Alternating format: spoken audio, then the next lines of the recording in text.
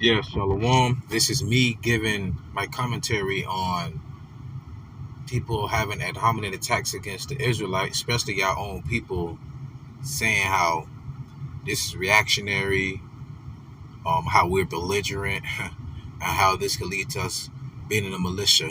But nonetheless, though, for decades, brothers have been going out, whether you with GMS, IUIC, ISUPK, and you never heard about someone wanting to go out and be militant. There have been some other groups who's displayed guns and do things of that nature, but even the Messiah says to live by the sword is to die by the sword, and we live by faith. So without further ado, I'm going to play some of this video. I'm not going to stop in between, and I'm also going to bring out some precepts based upon the statements that's being spoken against us. But with that being said, I want to give all the honor, glory, and praises to YAHAWAH, by Hashem YAHAWASHI, by Hashem YARAMYAH, double honors to my elders at Great Millstone, taught me the truth. Sing honors to the elect. Peace and blessings be to all the sincere men, women, and children. Do consist of the 1/3. Shalom. Yeah, these are the black Hebrew Israelites. You can see them in any municipality throughout the United States. Their theosophical, quote unquote, origins are rooted in the belief that black people are one of the original 12 tribes of Israel. Yes, we do claim to be one of the lost sheep of one of the 12 tribes of the lost sheep of the house of Israel. According to the curses, according to not only biblical history but secular history. Deuteronomy chapter 28 verse 64, and the Lord shall scatter thee among all people from the one end of the earth even unto the other, and there thou shalt serve other gods which neither thou nor thy fathers have known, even wood and stone. And our people do that to this day. Like we say, the so-called Negro Latinos and Native Americans are Hebrew Israelites. Down in Rio de Janeiro, there's a tall statue of a man who lived named Caesarea Borgia. The Messiah was not a so-called white man with blue hair and blue eyes and long hair. Forgive me. All right, kind of doing this on the spot. I'm at the job. Even Paul said, "No, it's a shame for a man to have long hair." So we're worshiping a statue and worshiping and people worshiping the cross, which is wood as well, which is actually like worshiping the electric chair that one of your family members was like tortured in, or whatever the case may be. Right.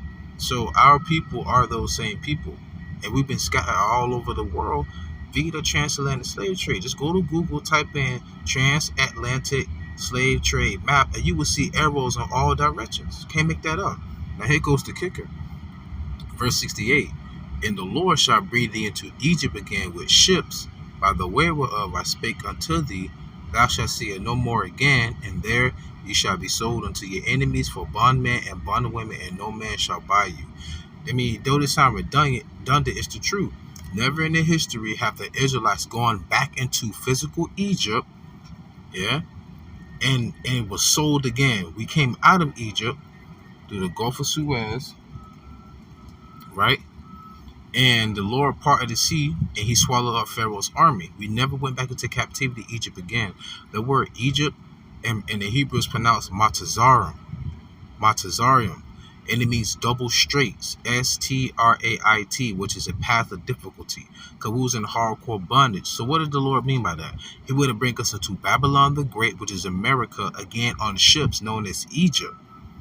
And we will be sold unto our enemies, and no man shall buy you. That word buy means saved you. No one on the face of the earth has come to exonerate us from this punishment the Lord has put us in for being disobedient and sinning. What other people on earth have that gone to? I mean, has that happened to?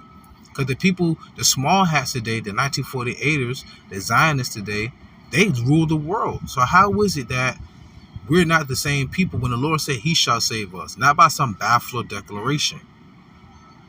And I don't know if this man is a Christian or not, but it seems like he has a disdain for his own people, claiming to be the Lord's people. Really? Because he's one of those people who want to serve the state. He want to be loved by his enemy. He have Stockholm syndrome, I would like to say. But let's carry on.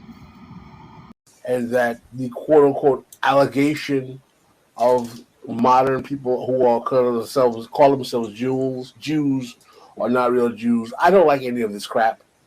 I think the notion that black people are desperate to be Jews is rather insulting. Desperate to be Jews?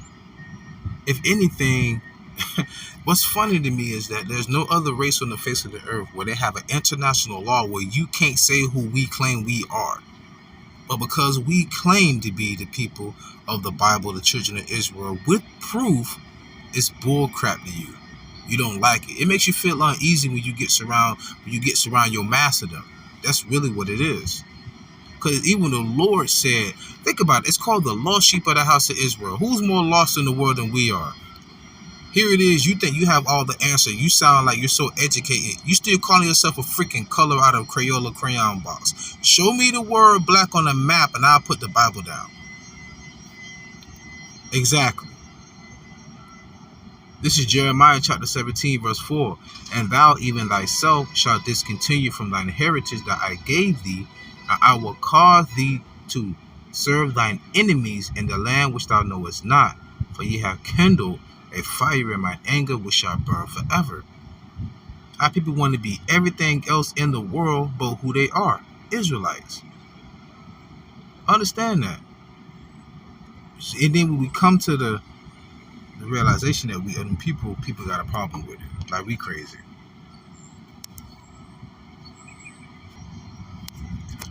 Hosea 1 and 10. Yet the number of the children of Israel shall be as the sand of the sea, which cannot be measured nor numbered, because we scattered all over the world. And it shall come to pass that in the place where it was said unto them, ye are not my people, just like this man is saying right now, there it shall be said unto them, ye are the sons of the living God. Exactly. When has it ever been in small hats where it was said that they were never the Lord's people, quote unquote, until the Balfour Declaration? Let's be honest. And for those of you who don't know, when the kingdom was split, you had Southern Kingdom and Northern Kingdom. Southern Kingdom consisted of what? Judah, Benjamin, and Levi. There were some other tribes scattered over, but the majority of all of Judah, Benjamin, and Levi was still there. Let's see how they describe the prophets and the teachers, including Saul, whose name was changed to Paul. Acts 13 and 1. Now there were in the church that was at Antioch certain prophets and teachers, as Barnabas and Simeon, that was called Niger. We'll get into that. And Lucius of Cyrene and Manaen, which had been brought up with Herod the Tetrarch and Saul. So the prophets and the teachers was known as Niger. And when you go into that in the blue letter, let's see what it says.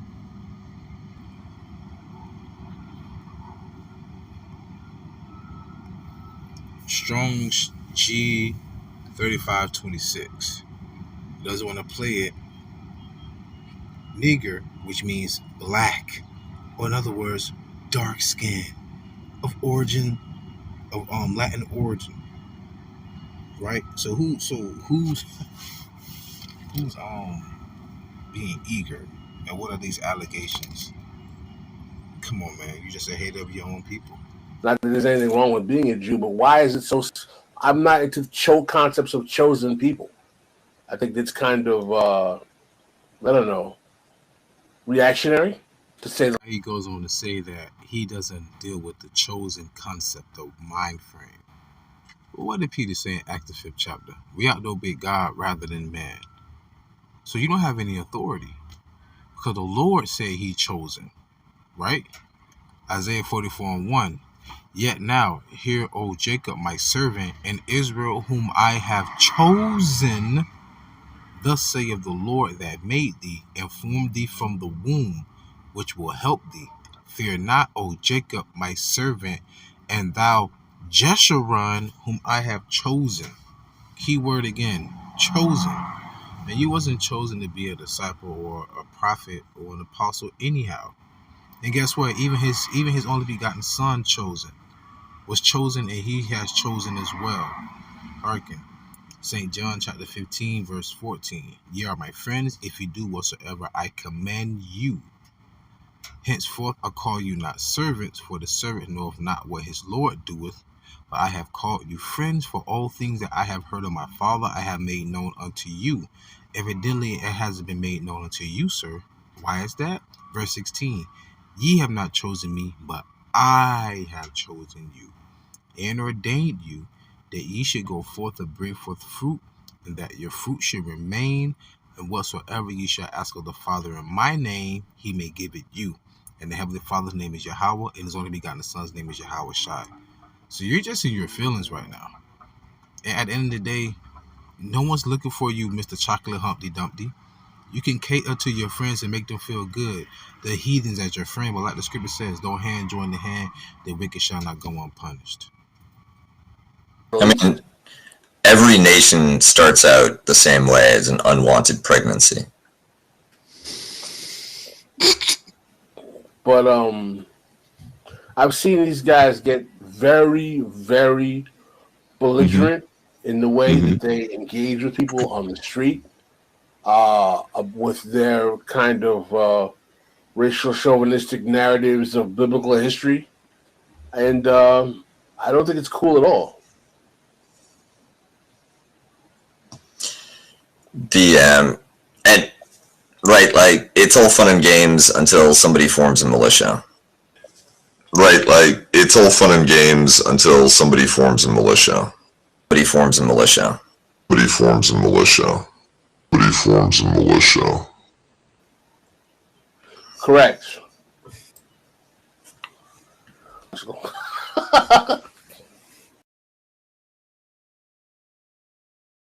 One of my managers pulled up. But continuing, 2nd Ezra chapter 6 verse 57. And now, O Lord, behold, these heathen, the other nations that came from Adam, who are not the chosen, which have ever been reputed as nothing, have begun to be lords over us and to devour us. But we thy people, whom thou hast called thy firstborn, thy only begotten, and thy fervent lover, are given into their hands. If the world not be made for our sakes, why do we not possess an inheritance with the world? How long shall this endure? And that's the whole purpose of us going out to preaching. To let the people know, man, that this is not going to be forever. This is not our resting place. You want to stay here. You like it here in America. You're not seeking the Lord. You're not seeking for the Lord to redeem us. And remember, the Lord said, vengeance is his. He said, give your enemy a cup of cold water, and he will heap coals of fire upon their heads. And that's what we're doing. See, right now, you talking about a militia?